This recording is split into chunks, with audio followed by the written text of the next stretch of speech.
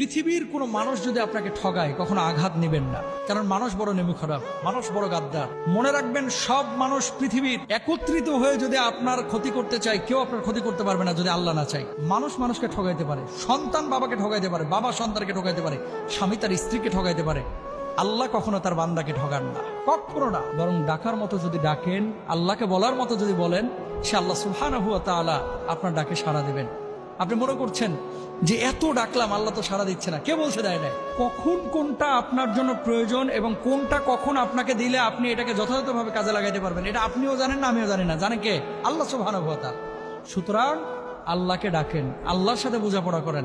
শুধু রিজকের পেছনে না ছুটে রিজিকের মালিকের পেছনে ছুটেন। পৃথিবীতে কে কষ্ট দিল, কে আপনার তিরস্কার করলো, কে আপনাকে হিংসা করলো, কে পেছন থেকে টেনে ধরলো, গণার টাইম নাই, দেখার টাইম নাই। আমার বোঝাপড়া হবে আল্লাহর সাথে। আল্লাহ যদি আমার প্রতি খুশি থাকে, আমি পৃথিবীতে সফল।